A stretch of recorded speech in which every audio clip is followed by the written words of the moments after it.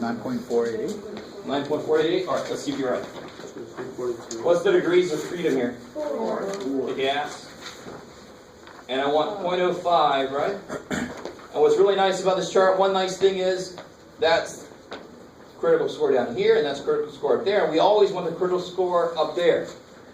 What am I saying? So I always want the critical score over there. Not the lower one, but the higher one. I want to be really far away. So 0.05 degrees of freedom is 4, 9.488 kick-ass. So that would show evidence that they are not the same. Something above that. 0 means they're perfectly the same. The further I get away from it, the more evidence they're not the same. That's the critical point. So I got to get past that to show enough evidence that they really aren't the same. So what do we get if we... So now watch this. My L4 is this. So if I just add up L4, I get that. So that is my chi-square, like chi-square star, my test statistic. That's the one I calculated. Was that far enough away? No. So I get chi-squared equal 6.975 roughly, which is less than the, what was it, 9.488. So we got here. We didn't get far enough away. It's closer to 0 than what would be enough evidence. So it's not far enough away from 0 to say that the whole population actually is not following. So that does appear to be following that distribution. It does appear to be following that loosely, right? Close enough for this test. So the closer to 0, the more the correlation. Because 0 would mean they're perfectly aligned with what's expected. So the further from 0 I am, the less aligned they are. This is just a sample. That's why it doesn't have to be 0.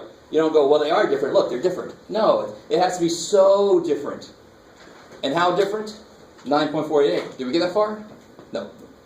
Right, so I'm not going to make a complete hypothesis test out of this. That's why you don't have to do the worksheet in that section 11.2, I think was a good fit, right? All you have to say is, that's not far enough away, so it does appear to be following what's expected. Cool? You don't have to use all the technical wording that we did for true hypothesis tests. Yeah. Why did we do a one-tail test for this one, but in the 11.6 worksheet we did a two-tail? Oh yeah, totally. Goodness of fit will always be a one-tail test. And if you realize what I just said about being really far away from 0, that'll make sense. You got to be really far away from 0. You got to be way out there. It'll never be a two-tailed test because if you're there, then you're freaking close to 0. That would be fine. That's not rejection region material, right? So goodness of fit will always be that really far tail, one-tail test. So the two-tail is for when you're testing a claim about the standard deviation? And I say something like, I think it's equal to 7 or something. Then 7, that would be in the middle, and I don't want to be far away in either direction like a two-tail test, yeah.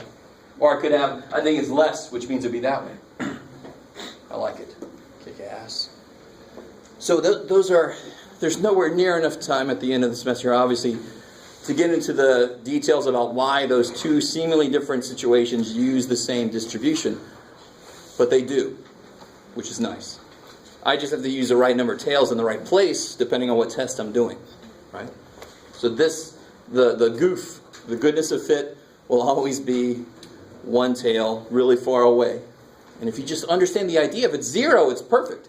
So I got to be really far away from 0, bam, it's always going to be a one-tail test up there. Always. That only makes sense. Yes. So to tell that it's a goodness of fit test, you would look for the word pattern, the expected pattern. Pattern, expected. I have to give you categories. I mean, this has got to be pretty, it's got to look exactly like that. I mean, for us, it'll be pretty obvious, right? But in the wild, it'd have to be, I expected this to fall like this. I expected these to have this much, these to have this much, these to have. That's going to be a goodness of fit, because you want to see how close is the fit between what I see, the distribution, versus what I expected to see. And the other one's to do the standard deviation.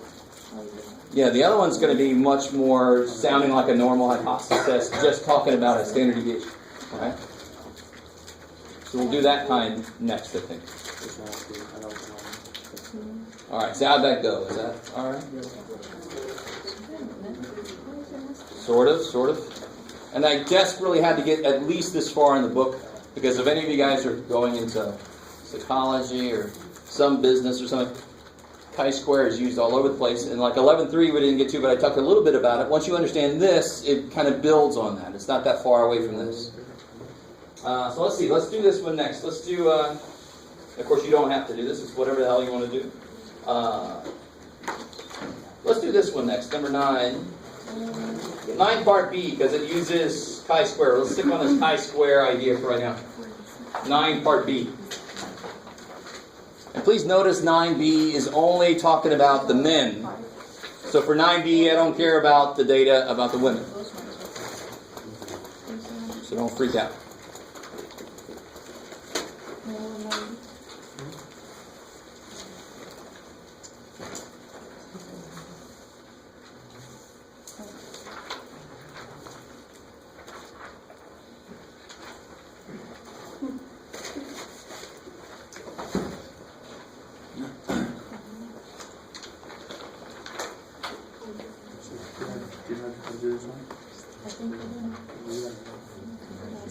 Excellent.